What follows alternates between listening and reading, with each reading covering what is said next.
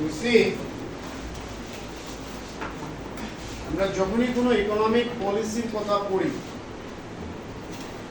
সেই পলিসির কিছু পজিটিভ সাইড, কিছু নেগেটিভ সাইড থাকবে। It is not the case that a policy has always a positive side. It must have some negative side. আমরা যদি green রিভলিউশনের example নিয়ে আনি, গ্রিন রিভলিউশন যেভাবে কান্ট্রির এগ্রিকালচার প্রোডাকশন বুস্ট করছে, কান্ট্রির ফুড সারপ্লাস কান্ট্রি বানাইছে, marketable surplus, etcetera etcetera. At the same time, it has done some negative thing also. Gap between rich farmer, poor farmer, confined to few crops, etc. etc. Similarly, আমরা যখন new economic পলিসিতে I, it has also some positive side and negative side. এটারও কিছু ভালো, কিছু খারাপ দিক আছে। গোল কি আছিল, এইম কি আছিল new economic policy? New economic পলিসির গোল আছিল যে কান্ট্রিতে জিডিপি বাড়ানি, কান্ট্রির ব্যালেন্স অফ পেমেন্টরে রিপেয়ার করা, ফিসক্যাল ডেফিসিটরে কমানি, ইনফ্লেশনরে কমানি, এমপ্লয়মেন্ট অপরচুনিটিস ক্রিয়েট করা। মেইনলি এইগুলা broad problem before 1991 India was facing. The fiscal deficit was too high, balance of payment was not favorable, foreign exchange reserves was too low, inflation rate was very high, employment opportunities were very low. তোমরা একদম মাইনুটলি technically কথাগুলো শুনো যে green revolution policy introduce কেন করা হয়েছিল? করা হয়েছিল যে ইনফ্লেশন খুব বেশি, ফিসক্যাল ডেফিসিট খুব বেশি, ব্যালেন্স অফ পেমেন্ট ফেভারেবল না, ক্লিয়ার, এমপ্লয়মেন্ট অপরচুনিটিস খুব কম, কান্ট্রির ফরেন এক্সচেঞ্জ রিজার্ভস খুব কম। এইসব গ্রাউন্ডে ইকোনমিক পলিসি বা ইকোনমিক রিফর্মস ইন্ট্রোডিউস করা হয়েছে। আর এরপরে আফটার ইন্ট্রোডাকশন কি হয়েছে? 1991, now it is 2024, around 33 years হয়ে গেছে নিউ ইকোনমিক পলিসি ইন্ট্রোডাকশনে। এখন এই নিউ ইকোনমিক পলিসি ইন্ট্রোডাকশনে তার অ্যাচিভমেন্ট কি আর ফেল হয়েছে? অ্যাচিভমেন্ট যখনই আমি প্রথমে যাই, লাইনটা আমরা পড়তাম না, আমরা জাস্ট ফিগারে কনসেন্ট্রেট করব যে জিডিপি বাড়ছে। Yes, one of the objective of or goal of economic policy was to increase country's GDP, that is economic growth. Countryর গ্রোথটা বাড়ানো একটা অবজেক্টিভ আছিল, জিডিপি বাড়ানো একটা অবজেক্টিভ আছিল, and yes, it has increased. কি আছিল? যে দেখো the growth rate was 5.6% only during 1980-81. 1980-81 এ ইন্ডিয়ার জিডিপি কত ছিল? 5.6%. লাস্ট চ্যাপ্টারটা একটু রিকল করো, at the time of independence was 2%. 1947-48 এ ইন্ডিয়ার জিডিপি was 2%, সেটা বাড়িয়া মাত্র 5.6% হয়েছে in the year 1880-81. বাট যখন আমরা ফার্দার এটা 2017-18 এ আই, তখন গ্রোথ রেট কত হয়েছে? 13.5%, that is it has crossed double digit figure. ঠিক আছে, তোমরা ভ্যালুগুলো মনে রাখো, সেন্টেন্স ইন ট্রেন। 17-18 এ এটা ডাবল ডিজিট ক্রস করিয়া কত হইছে? 13.4%। আউট অফ দিস সার্ভিস সেক্টরের একটা গ্রোথ অবজার্ভ করা গেছে, যেটা before 1991 service sector growth was only 1.2%। এটা লেখা নাই, not required. Before 1991, India's service sector growth was around 1% or 1.1%, যেটা থেকে বাড়িয়া 11% in 2014. So in this way, new economic reform is successful because its goal was to increase country's GDP, and yes, it has done it. 5.6% থেকে 13.4% in the time period of 27-28 years. Second, rise in foreign exchange reserves. This was another reason behind introduction of new economic reforms. The country's foreign reserves, for example, popularly dollar, countryতে একদম নাই। Dollar আবার source কিটা? ওই যে বুঝলাম, export যদি করি আমার কান্ট্রিতে ডলার আইব, এফডিআই যদি আমার কান্ট্রিতে আয়, আমার কান্ট্রিতে ডলার আইব। এফডিআই মানে foreign companies are coming for production and business. These are the two major sources of supply of dollar. আরো অনেক সোর্স আছে। আজকে একটা ফরেনার যদি ইন্ডিয়াতে ঘুরতে আয়, সে ডলার নিয়ে আসবে। মানে আমার ইন্ডিয়ার ট্যুরিজম ইন্ডাস্ট্রি যদি ডেভেলপ হয়, ডলার বাড়বে। ঠিক আছে, ফরেনার্স কেউ যদি কোনো ট্রিটমেন্ট পারপাসে আমার কান্ট্রিতে আয়, ডলার আইব।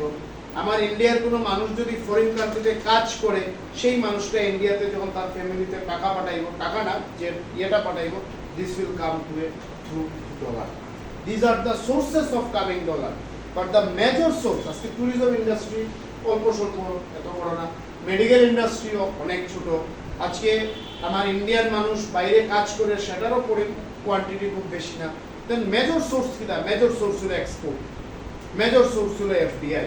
তো আমি যদি এক্সপোর্ট বাড়াইতে পারি, আমি যদি এফডিআই রে অ্যালাউ করতে পারি, আমার কান্ট্রির রিজার্ভসে আমি বাড়াইতে পারি। ডাটায় কি কইতেছে? Yes, there has been an increase in the foreign exchange reserves for about 6 billion US dollar in 1990-91. Just imagine, before the introduction of new economic policy, countryতে মাত্র 6 billion US dollar Aseel foreign currency, which has increased to 321 billion in 2014-15. 25 years এ কতটা হইছে? 6 থেকে 321 billion. Just ভাবো, তার মানে এই 25 ইয়ার্সে export কতটা বাড়ছে, এফডিআই কতটা বাড়ছে। আরো অন্য ফ্যাক্টরও ইউএস ডলারের কোয়ান্টিটি বাড়াইছে, but this are the two major.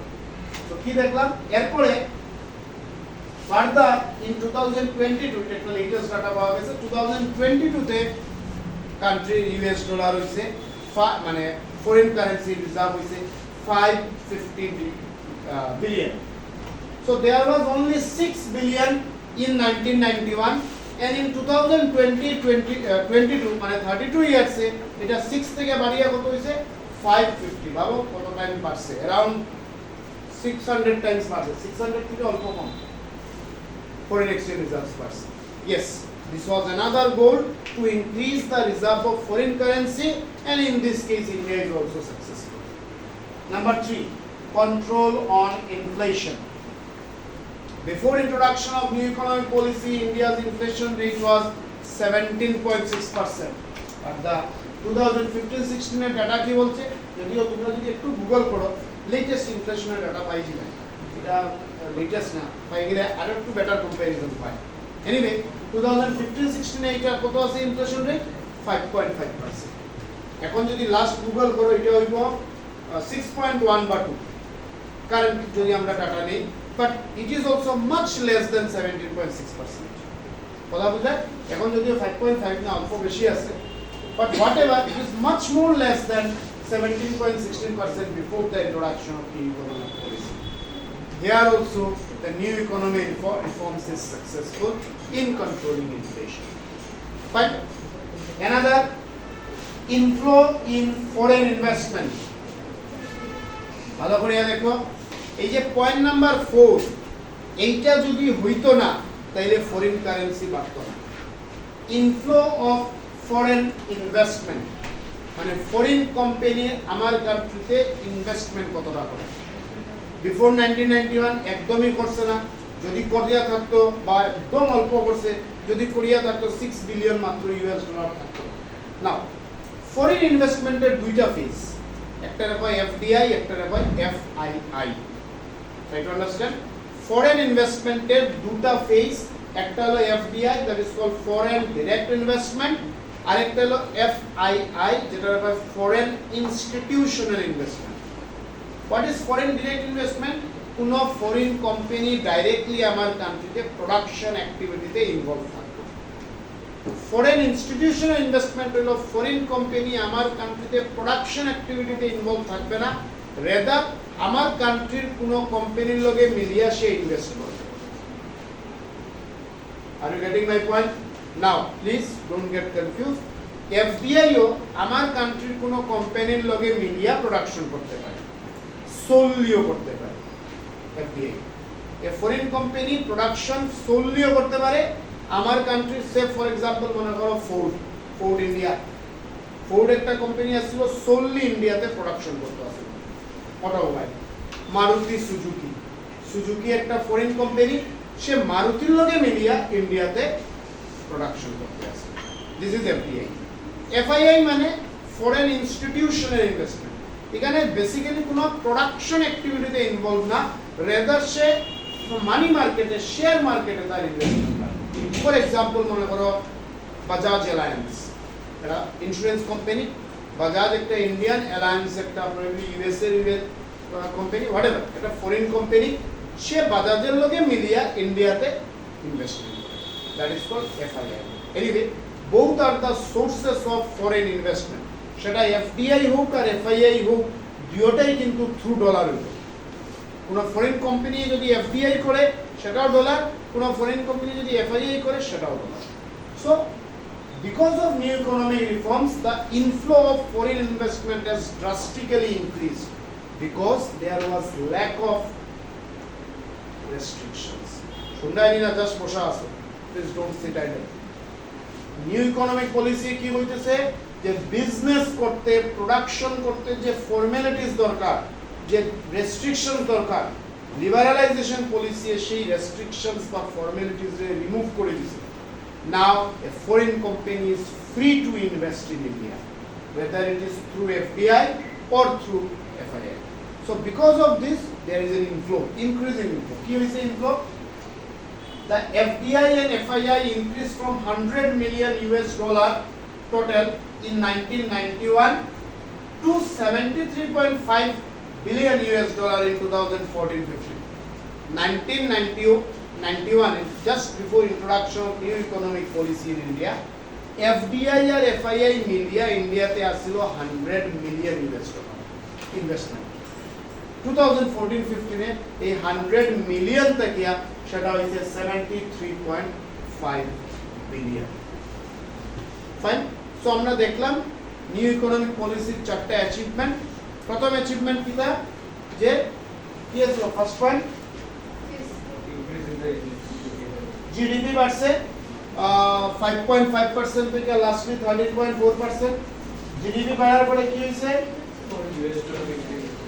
that is foreign currency reserve বাড়ছে। foreign currency reserve যেখানে আসলো 6 বিলিয়ন সেটা বাড়িয়া হইছে লাস্টলি 550 বিলিয়ন। দেন ইনফ্লেশন কন্ট্রোল হইছে 7.16% থেকে লেটেস্ট যদি ধরি আমরা 6% এর মতো আছে। দেন foreign investment বাড়ছে, that is both FDI FII increases, যেটা আসলো 100 million, now it is 73.5 billion. Fine. Now new economic policy কিছু ডিমেরিটস আছে। কি ডিমেরিট?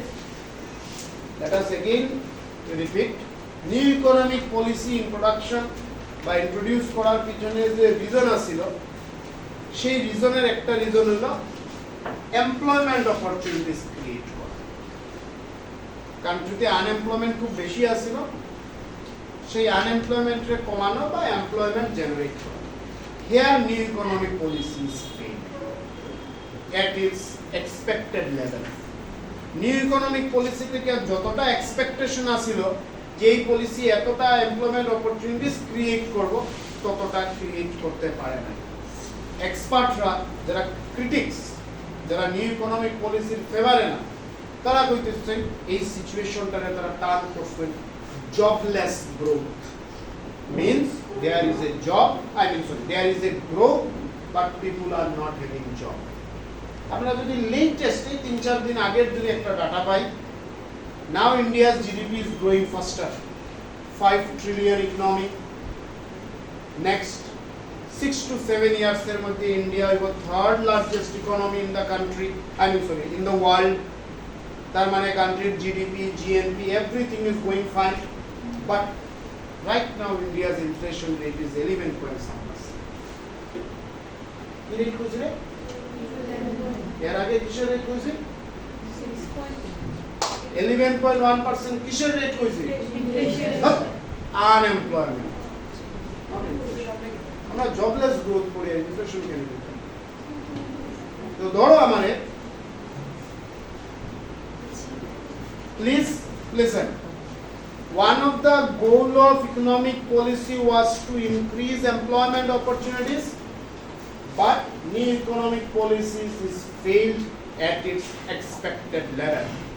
যতটা এই পলিসি থেকে এক্সপেক্ট করা হয়েছিল যে এতটা বেনিফিট বা এতটা এমপ্লয়মেন্ট ক্রিয়েট করতে পারবো, no, it has not created that much. That is why at one end there is a growth. GDP has increased to 13 point some %. FDI has increased from this billion to this billion. FII has increased from this billion to this billion, inflation is controlled, etc. But job opportunities sufficient create hoy nai. That is why critics has termed this jobless growth. Please let me repeat, jobless growth. In one hand there is a growth, but other hand people are losing their jobs. The reason টা হলো mainly এই যে foreign কোম্পানিজের investment বা production বাড়ছে, তার প্রোডাকশনটা কিন্তু labour intensive production না, তার প্রোডাকশন টেকনিক হইল capital intensive technique. They are much more dependent on capital and technology and less dependent on labor force. এই যে ফরেন কোম্পানিজ গুলা প্রোডাকশন করে ইন্ডিয়াতে, তারা লেবার বেশি অ্যাপয়েন্ট করেন না, তারা মেশিন বেশি অ্যাপয়েন্ট করে কাজ করে। সো তারা যখনই ফরেন কোম্পানিজ আমার কান্ট্রিতে আইতেছে, এফডিআই বাড়িয়ে গেল, ফরেন রিজার্ভস বাড়িয়ে গেল, এফআইআই বাড়িয়ে গেল, বাট তারা আইয়া কি করে, তারা মেশিন দিয়ে কাজ করে, not by man, I mean not by labour force or man force. So automatically কি হয়, জব এতটা ক্রিয়েট হয় না। ফাইন। সেকেন্ড, যদিও এটা অবজেক্টিভ আসিল না, বাট